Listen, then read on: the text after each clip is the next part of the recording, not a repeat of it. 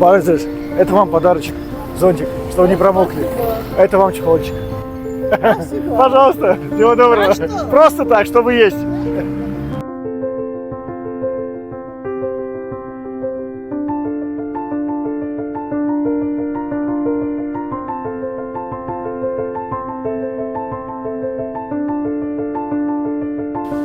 Estes barışır.